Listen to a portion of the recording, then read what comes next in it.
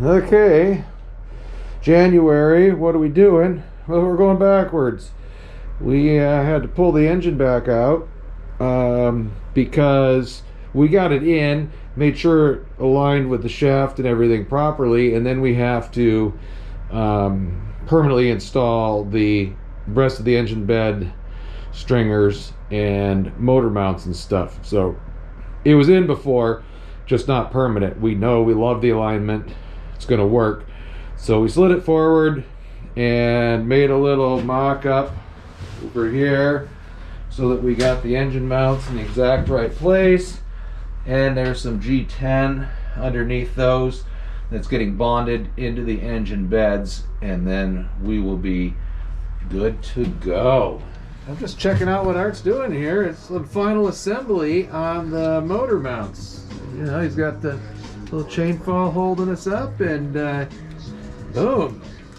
Gotta get it bolted down, aligned, ready to go. Next thing is, student Shane's been working on our conceptual drawings. 2 or 3 different versions here, trying to make sure we don't miss anything. When you start from scratch, it's a big deal. So we're going to upload all of this to an electronic portfolio for the new owner. It's nice.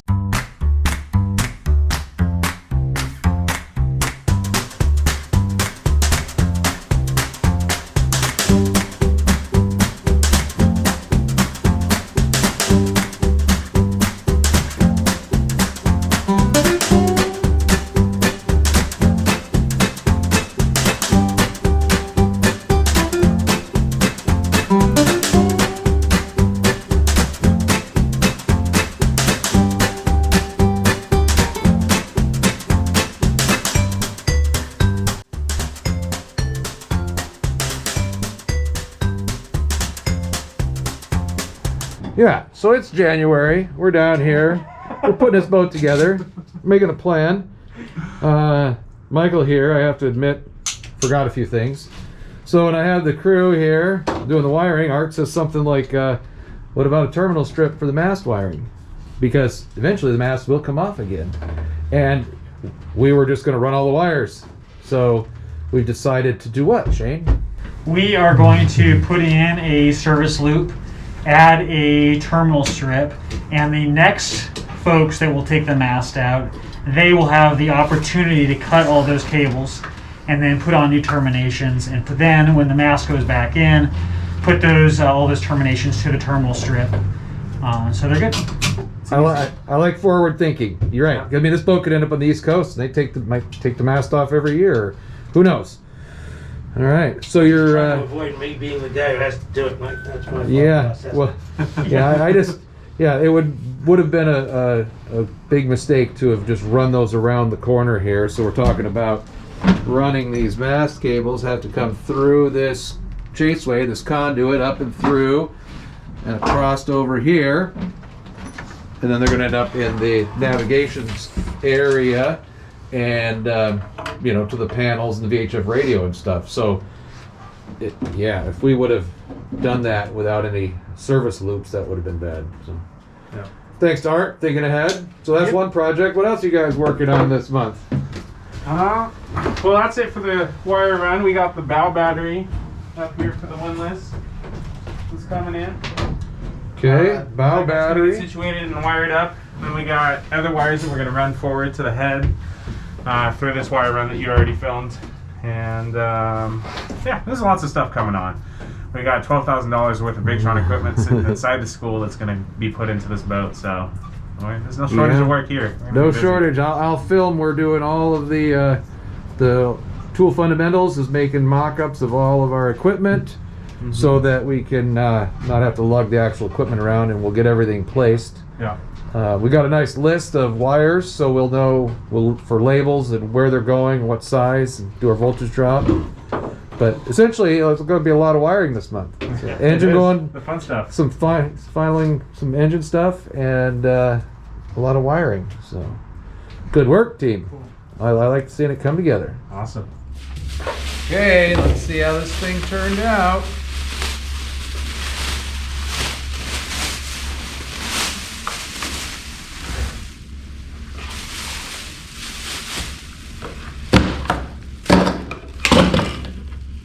nice.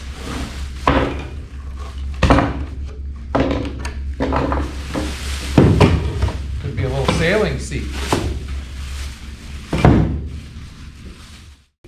So what we did, we made that mold up in the forward V berth. We made that original seat, nice little curved spot where you can sit down on your back and take your foul weather gear off or back on for watch or whatever. So we just laminated 4 pieces of 1/8" door skin together with epoxy on that mold, screwed it down, let it cure over the weekend, and now we got a curved piece of wood. It's perfect.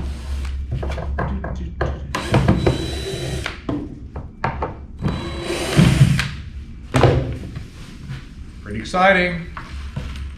These are fun projects that we do. Thanks to Clifton. That is going to be perfect. That's a 1/2" piece of curved plywood, custom. So we had the mold. We built this up, 4 layers of 1/8", epoxied them all together. Now that little seat in the V berth, we can trim this to fit, and it's perfect. Awesome. Lots of good work being done this January. Okay, another thing happening in January here on King's Pride is the charging system. So Balmar, big shout out. They said, hey, you guys are doing great things.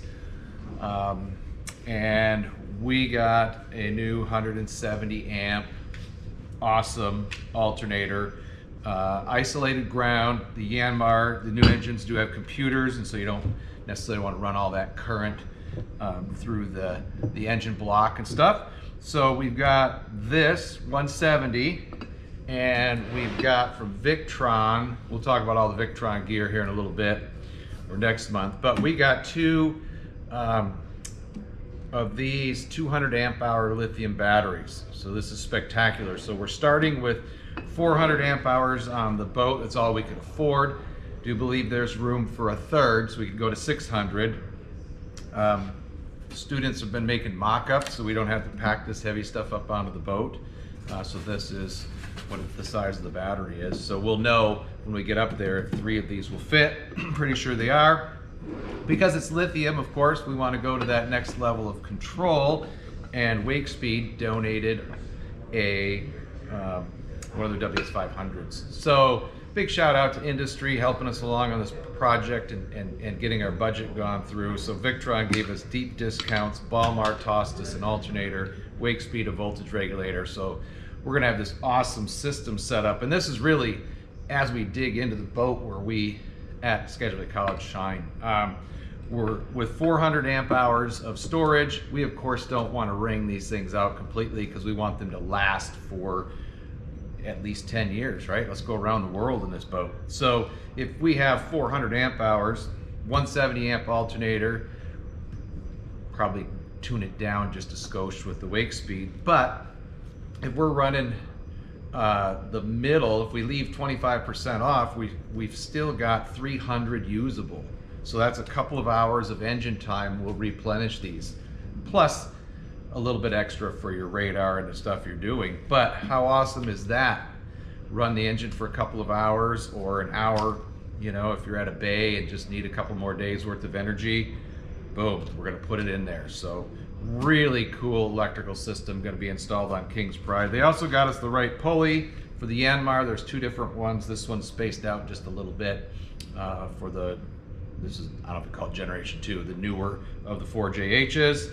And it's beautiful. So we're looking forward to getting all of this stuff put on. And speaking of all the electrical gear, along with all the other stuff that electrical students are doing in class and systems and stuff, this was part of one of our beginning classes. It's about pattern making. And so not only did they mock up a battery for us, we know kind of where we want to put all the gear up here on the boat. But what we did is each student had a little project, and so here's a DC to DC charger mock-up, and this one is for our solar controller. We've got a 30 amp Victron.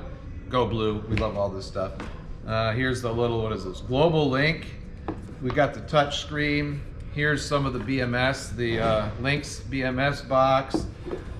Those are easier. This is the big stuff. Our Multi Plus our isolation transformer, our Big Sky battery charger. So these, you can see, if we bring them up onto the boat, attach them to the bulkheads, get everything laid out, then we'll unbox the new equipment, make sure we're painted behind, on the bulkheads, and we'll attach all that gear, create our wire runs. So over the next couple of months, you're going to see a lot of electrical work going on, and thanks to the crew for building all these, it's going to make it a lot easier.